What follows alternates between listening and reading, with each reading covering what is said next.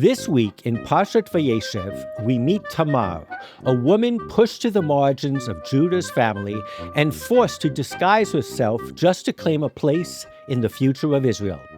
When she is fully exposed, Judah looks at her and utters the words that change everything. Tzedakah mimeni, she is more righteous than I. It's the moment when the tradition sees the human face behind the law. 26 years after Rabbi Steve Greenberg came out as the first openly gay Orthodox ordained rabbi, that's still the work, turning letters into faces. Rabbi Greenberg once said that his willingness to be vulnerable to the Torah required the Torah to be vulnerable to him. And that if those who interpret our text truly heard queer stories, they would read those verses differently. We ask, are we finally entering a chapter where LGBTQ plus Jews are not merely tolerated, but embraced as teachers of Torah?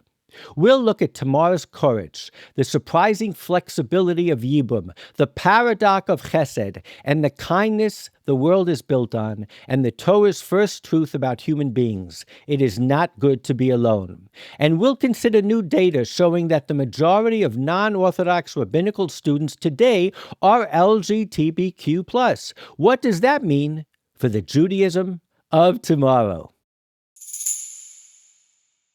Welcome to Madlik. My name is Jeffrey Stern, and at Madlik we light a spark or shed some light on a Jewish text or tradition. Along with Rabbi Adam Mintz, we host Madlik Disruptive Torah on your favorite podcast platform, and now on YouTube and Substack. We also publish a source sheet on Sefaria, and a link is included in the show notes. This week we read Parshat Vayeshev. This week on Madlik, we welcome Rabbi Steve Greenberg, founding director of Eshel, to explore whether our tradition is ready not just to make room, but to grow.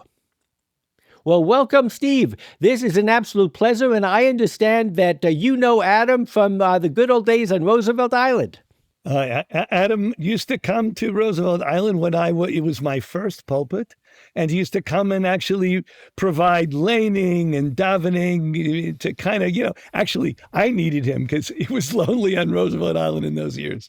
I'm saying with camaraderie was the best part of it. It's good to be here with you, Jeffrey and Adam. So anyway, I was doing my research and I came across this unbelievable YouTube. It's a 3-minute clip of you where you talk about the first time you decided to get the aliyah, maybe even lane the aliyah from on Yom Kippur and at Mincha, where we read this parsha that deals with every sort of sexual illicit relations in the eyes of the Torah, and you said that your willingness to be vulnerable to the text required the text to be vulnerable to me and everyone like me. The people who decide what this text means have never heard my story and the story of people like me. And if they did, they would no longer be so sure of the meaning of this text. The letters will become faces. So this Yom Kippur, I got the notice from my rabbi that I was laning on Mincha. And he said, I only have the first 2 aliyot, and the Chazan was going to take the 3rd aliyah. And I said to him, the Chazan has nothing else to do on Yom Kippur but to take the 3rd aliyah. Well, we have an amazing Chazan, and he happens to be gay. And I think that he was following a minhag that you created in this little vignette that you recorded. And I don't know whether you realize that there are gay people who are taking that aliyah to own it, but also to give a face behind the text. Welcome, Rabbi Steve. Thank you so much, Jeffrey. It's a beautiful story to hear. So tell us your story, al regel echad, and then we'll get into some of the verses. And as you said, I'm optimistic. Well, firstly, I just want to say that that was the very beginning of my struggles. I spent 15 years going to Rosh Hashanah and Yom Kippur services and putting the talis over my head and weeping when those verses were read. And finally, after I had run out of tears, I decided to see if I could get the aliyah. And I found that, it was a possible way for me to actually walk directly into the lion's den, like on Yom Kippur, on the day that is a death rehearsal and an opportunity to square yourself with Kodesh Baruch Hu. And it was terrifying. But when the verses began to be read, a calm came over me that was like nothing I expected. That, as you said, I being willing to be vulnerable to the text, my not walking away, actually required the text to respond to me and in a way to acknowledge people like me. And on some level, I recognize God did. It's just the rabbis were not like up to speed yet. And so the question that I had to figure out was, well, I don't know what these verses mean, but I don't think anybody else does quite yet either. And so I began to actually focus my attention on learning what might have been the possible readings of that text that could still allow for gay and lesbian people to feel like they belonged in the covenantal community. What I really thought after I read that, and I read about Tamar and her confronting in front of the whole congregation, she was doing more than getting an aliyah. She was fighting for her life. But she had a narrative of a woman who desperately wanted to be part of our people and was willing to do anything to stay and was not willing to take no for an answer, just like your community. And Judah, who had the law on his side, his narrative was not as profound. He met a harlot by the side of the road. And I really do think that it was a perfect example, a parallel of the narratives that ultimately he had to admit that she was more righteous than him. I found a piece of Midrash that says that a bat kol went out and said that these hidden matters have emerged, and this woman will be the mother of royalty. And he knew her again for more.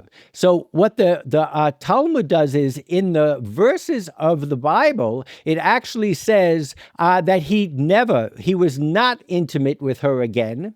And believe it or not, you know what? The rabbis can change the meaning of a verse 180 degrees. They actually, in the Midrash says, and he never ceased to be with her after that. So I think it's true that once we take a face behind a verse, we can go 180 degrees. It struck me between the eyes. Well, that text is actually really a powerful one. I'm not sure it parallels the story perfectly for a couple of reasons, but what it demonstrates, I think, is that the pathways toward God's will are not always obvious and sometimes are counterintuitive.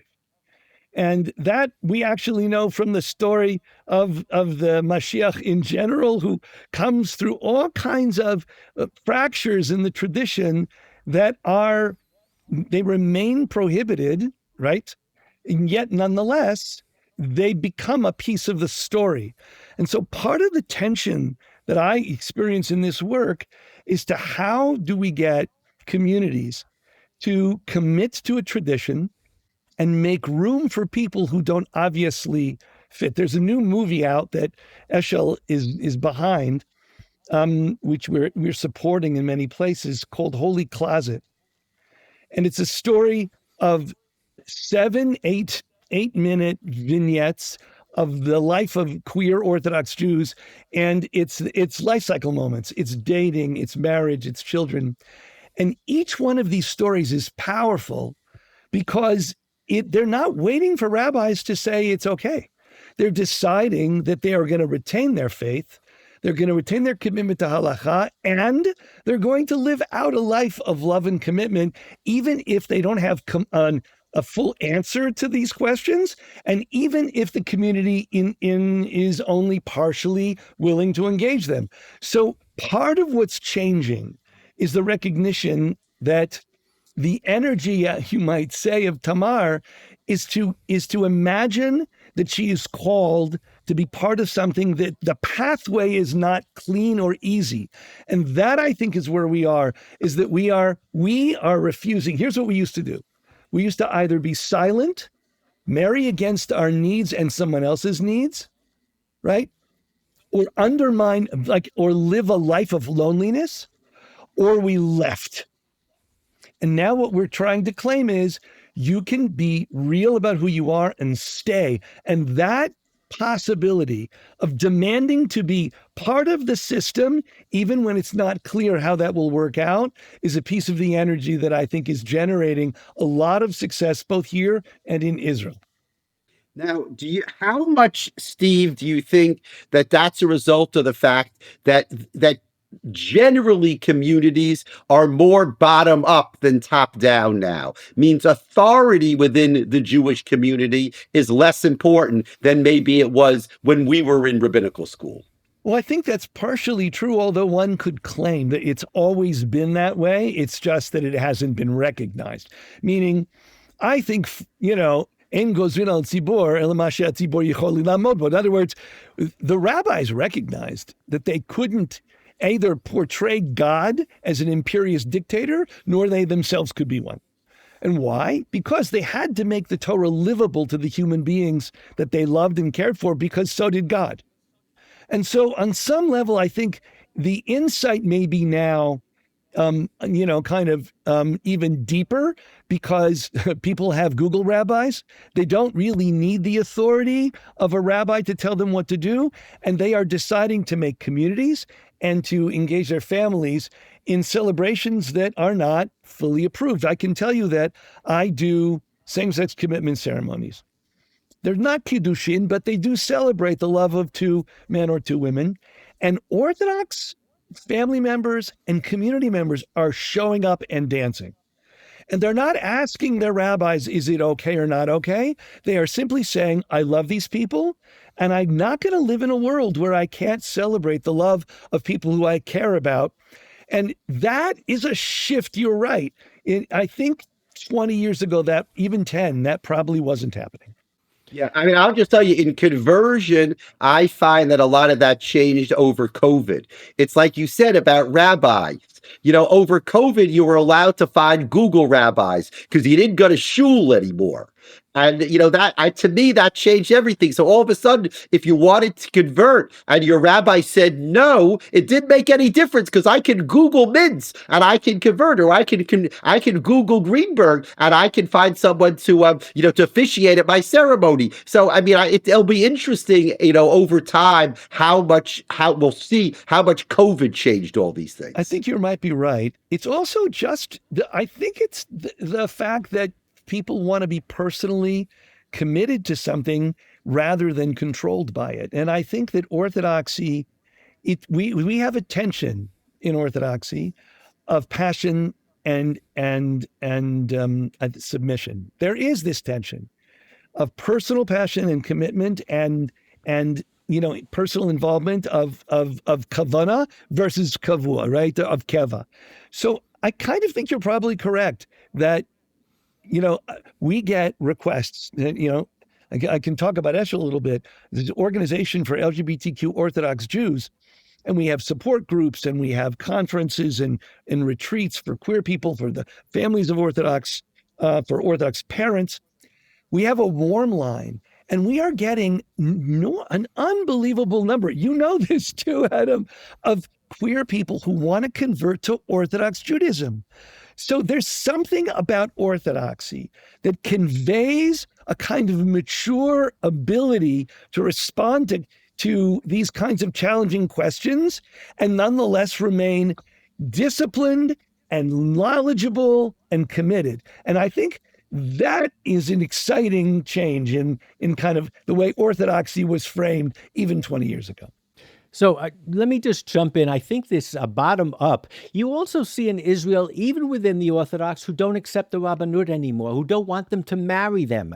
And they are also coming together in their own services that maybe they end up being common law partners, but they don't want to use the Rabbanut anymore. That can be a part of it. But I think this, what really came across to me, you talk about the Kabbalistic mystical tradition where the Messiah comes out of Moab, where he lives with his daughters, and it comes from Ruth, the Moabite. But even in the halacha, without getting into the mystical, here we have a situation in Tamar where she, on the one hand, is not allowed to marry her brother-in-law while the brother is alive. And then you get in Deuteronomy this law of Yibum, which literally means to build up. A very strong thread in our Judaism that goes all the way to the daughters of Tzlafchad is women especially, but everyone who wants to be a part. I think the most obvious question that I would say, or I would pose to a gay Orthodox person, is here's a religion that rejects you. Why do you want to still be Orthodox? And what we're finding is, again, it's this attraction that, no, I belong. You're not going to tell me whether I am a part of my community. It's my Shabbat, it's my Pesach, and I want to be a part of it. And I'm going to be as tenacious as a Tamar or Benot Tzlafchad or any of those quote-unquote outsiders. And I think that is very hamon. It's very from the arm oriented. And I think it's very powerful. And ultimately, if you were a student of Jewish law, it's the way many changes happen from the bottom up.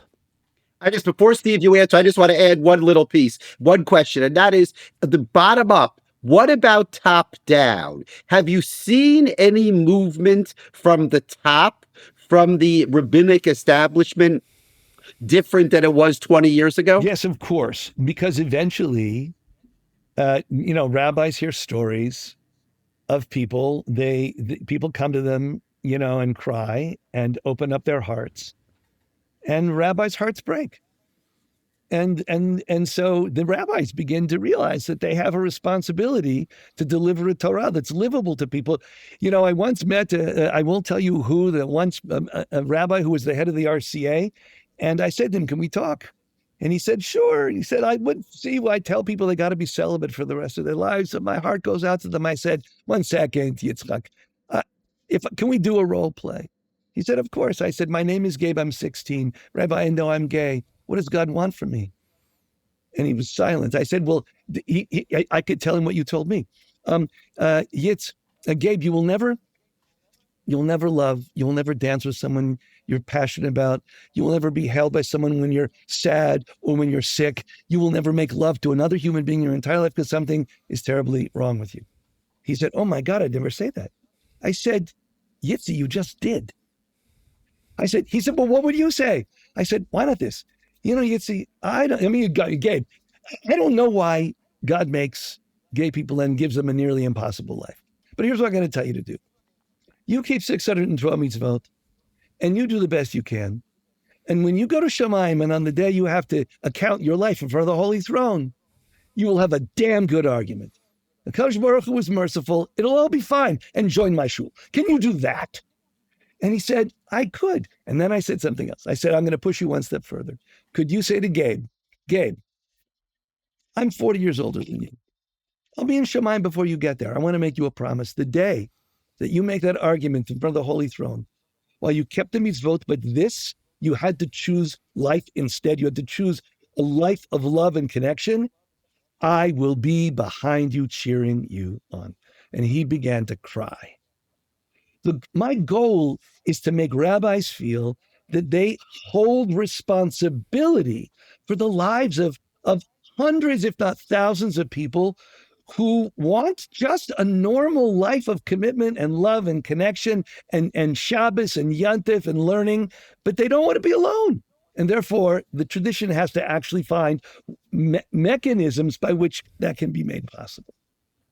I mean, I think it's so strong in our tradition that laws that are not sustainable ultimately go away. I think taking interest, ribbit, where it uses the same sort of emotionally laden language to describe it as disgusting. And commerce needed to go on. I think that there are members of the community who might in the morning go to shul, this is my grandfather, and go to the office in the afternoon. They had to make a living. Under every circumstance, we get to understand, and this I think is the thread that I want to continue on. Not only should they be accepted, but there are situations where people make compromises, people take that zigzag course and don't go straight, where they are truly holier than us, where this is a community that by their very existence and trying to and staying with Orthodoxy are making so much more of a sacrifice than any one of us. It's almost like, who are we to judge? And I'm speaking in the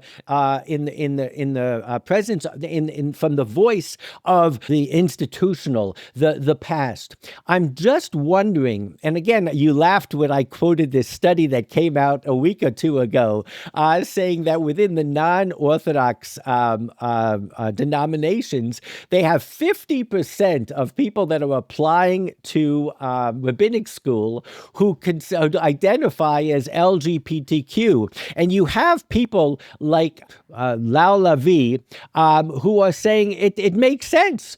These are people who are sensitized to suffering. He talks about perfectly suited for communal work because they believe in community the most. People who have gone through an experience of coming out know what it means to really care, the attention about the people who are around you. I just love that it's not a coincidence. It's not a tick. It's the actual program. And I do think that what I'm seeing, what you see in Israel, and I'm curious to know your impressions, are there Orthodox families whose children have come out, and maybe through the help of an organization such as yours or independently are starting to realize how holy their children are, and are starting to look at those children with awe and say maybe they're holier than I am? First laying, of course, this is happening, and there's the part of the difficulty with our work is that we engage with parents who love their kids and want to accept their kids, but it's not enough. They also want the Orthodoxy they love to not reject their kids as well. And they're frustrated. It's not so simple to say, love your kids, and then go to a shul that rejects them. So parents become real activists in pressing their communities to be really responsive and thoughtful. And that is actually, we see that among the most, articulate defenders of queer people are their parents, right? So that's one thing that's happening. The other I would just say is that, you mentioned that there's a lot of spiritual life in the queer community. And I think in part it's because when you don't fit expectations, you ask yourself a lot of questions about who am I, where am I, what do I care about, where do I belong? And I'm looking for a tradition, I'm looking for a way to fit. And then I encounter this tradition that is cacophonous and wild and open and thoughtful and has all kinds of spaces in it for controversy. And I think maybe I can fit there. And it's really kind of remarkable to me, but it is true that there's a kind of spiritual energy inside the queer community that is really, already has and will in the future enrich the Jewish community, and in particular the Orthodox community, a community that says, we have a vision for your life. Even if you're LGBTQ, is a community that is responding to the whole human being. A community that says, we only have a vision for your life if you're straight, is a club. It's a club for straight folks.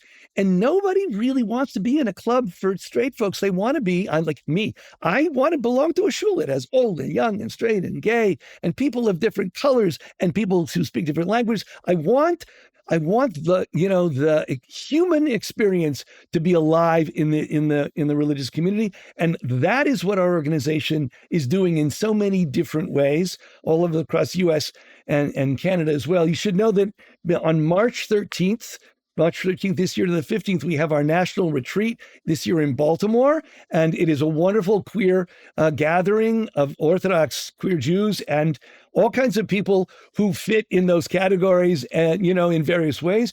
And then at the very last day of April and the beginning of May, April 30th, I guess, until May 3rd, is our parent retreat. And it's also in Baltimore, and it's an amazing gathering of 150 parents of queer Jews who come together and support each other and make the world, the Jewish world, more comfortable for their kids. I have a question. You talk about a club versus a shul, or a religion of accepting different kinds of people. And I always understood that a big part of the opposition to accepting queer children or members of the shul is this fear that it won't be a club anymore, meaning that they're so used to it being a club, they're so used to everything fitting into the box, that the fear that it might not be a box anymore is extremely frightening to the establishment. How do you respond to that? We all have to become Chabad. And what I mean by that is Chabad, and the Rebbe, I think, envisioned this, though maybe even the Rebbe maybe didn't realize how far it would go. He created the biggest tent for Kadosh Baruch Hu imaginable. My brother, when he met the Chabad rabbi, didn't keep kosher, didn't keep Shabbos, nothing. He was respectful, he loved me, but they welcomed him in fully, with open arms, without a commitment to every last mitzvah, as long as he was willing to engage them on the mitzvot that he found that he connected to through them and with them. And today, my brother's in a very different place than he was when he met them. An open tent is a tent that says, look, we have these structures, we have these commitments, and we recognize that it's a moving target. People need to fall in love with the Torah. They need to fall in love with Kosh Baruch Hu. And that is not immediate, and it's not about control. It's about discovery and passion, and so therefore you have to keep the doors open. And this, on some level, is Avram Avinu and Sarah's, this part, the Parshot in Genesis are amazing around this. Avram and Sarah open their door to total strangers, and Sodom is fearful of them. So if you want a shul like Sodom that closes the doors and says, and not poor people and not really, people who are different from us, then, you can exclude the people and make a mitatz dome that cuts off the legs of people who are too tall or stretches them if they're too short because they have to look just like you. So this notion that our world is made, look, let me just say another thing. We are all addicted to familiarity, and it's okay. There's nothing evil about our love of our small groups. We just got to be ready when called to open the doors, because that is also what Avram and Sarah do. And so we're both an exclusive people. You're right, Adam. We have our exclusive commitments. Becoming a Jew is not easy, but we are a people committed to every last human being on the planet as well. And therefore our doors are open. There's a short story by Arthur Miller, and in it he has a line, "The Jews have their Jews."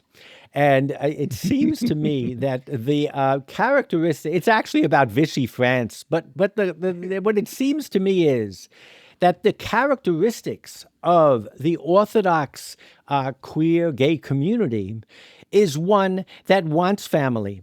They want community. They want Shabbat. They want and are willing to fight for and make sacrifices for. And in a sense, and I'm like a broken record, I keep on pushing you, and I'm saying, I think at this point, what we're seeing is that the gay community, Orthodox gay community, is inspirational. It is actually potentially leading us in a new direction, but part of it is because it reflects what the Jew has always been, a persecuted minority, a minority that has certain values that we all attest to. And I just, I'm wondering, and I don't think that you can have an answer to this. I know that right now you do not do an actual Kiddushin ceremony because you're working within the parameters that that exist at this time. But I think there is such potential here, and it's not as though our people haven't gone through an evolution in terms of statuses. And I mean, the whole Kohanim was something that came and went and is gone. It's just a fascinating moment, I think, in Judaism, and also a moment that I think we should be open to any potential triggers and catalysts that help us rejuvenate ourselves and help us move to that next level. And I just think that it's a wonderful moment. And what I want to do in closing is spend a little bit more time. You described Eshel in terms of the retreat, and I can only imagine how profoundly empowering it must be for parents who can't talk about their children with the pride that they want in their community back in Brooklyn or Washington Heights or in Muncie, and now can come like new mothers who can't describe what it's like to feed their child in the middle of the night or whatever, because they crave another mother who understands what the joys are, what the fears are, what the challenges are. What other things besides the Shabbaton do you do? What's your geographical reach? Where is your growth? What projects are you working on? Let's finish talking about Eshel. Well, thank you. So our new strategic plan is very exciting for the next 3 years. We're growing our hubs, and we're going to be in different places around the U.S. We're going to expand that.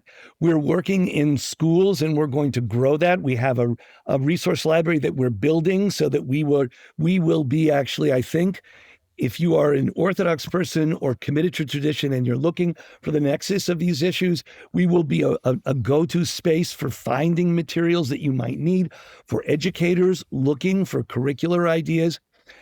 Lastly, I would say, we are a space where the frameworks for an orthodoxy that is really open-hearted toward difference is actually moving. So we have the Make Space for Difference project, where principals or rabbis or teachers can put up a sign on their doors to demonstrate that they are standing up for the openness to difference, and it includes queer difference.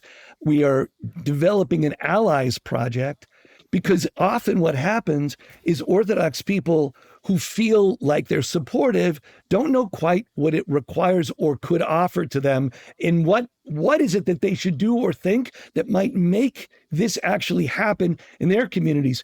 While there are a growing number of communities that are partially welcome, there are many Orthodox communities where there's anxiety and fear and even bullying or language that's really unpleasant, especially now in the political frame that we're in. And so we're offering people to gather and figure out, what do you do when a homophobic comment crosses your Shabbos table? And how do you respond to a teacher that has said something in class that's hurtful, like about gay people, and your child has a gay uncle? So how do we help people engage the realities that they're facing? We have a warm line that is growing every year for people literally all over the world who are encountering these two challenges and trying to put them together and trying to find ways to understand themselves and find a community. If you're a queer person and you finally found someone to love, but you don't know where to live because you have no idea what synagogue will be there for you, we have interviewed over 300 Orthodox rabbis of congregations, and we can tell you, Sunny Epstein is the expert in this, and she can tell you where you can move to, where you can find one or two or maybe even more congregations where you can belong and find a school and maybe a summer camp for your kids. I want to end though with the real question at the core of this is whether or not the tradition itself can move. So I want to just end with one beautiful midrash that I just love to pieces. When I found it, I was incredibly joyous. Is that the rabbis are studying the book of Kohelet, Ecclesiastes. And the 4th chapter begins, and I saw the oppressed, and there's no one to help them, and they have no power, and their oppressors have all the power, and there's no one to comfort them. And he raises his hand, a tailor raises his hand, Daniel Chayata. He's not a rabbi. I know who that verse is talking about. It's talking about mamzerim. Mamzerim? Yeah, they've done nothing wrong. They're totally innocent. They are innocent, but their parents messed up and had sex with someone they shouldn't have had. And therefore they can't, get this, Jeffrey, they can't marry into the community. They are excluded from love and partnership and community, right? That's what they're excluded from. And he can't bear it. He says, these are the oppressed. Who are their oppressors? The Sanhedrin Hagdolah, the great Sanhedrin, who comes to exclude them from the Torah, from the community, with a verse in the Torah, Mamzer lo yavo b'kala, Mamzer can't marry. And so he basically says, he turns the Sanhedrin into oppressors. And since there's no comforter, he says, he puts words in God's mouth, then I, says the Lord, will comfort them. And then he says at the end, in the end of days, all the mamzerim will be pure. And so right now we maybe not have an easy answer, but no, in the end it'll be solved. And if you look at the response, I think following Daniel, you'll find that Chazal began to make it not so easy to reveal who is a mamzer and not so permissible to tell anybody who's a mamzer. And ultimately, even if we didn't get rid of the category, we made the category largely inoperative unless you happen to be an Israeli rabbi who's trying to revive it. My point being is that you have this text here that basically claims that the Torah can be used to oppressive ends if the rabbis are not responsible. And being responsible means that you recognize that a verse that might have had use at one moment is no longer effective to accomplish its good ends and is actually now accomplishing bad ends. And now here's the point.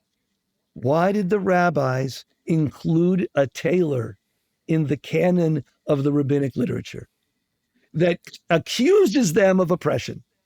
And the answer is they knew it.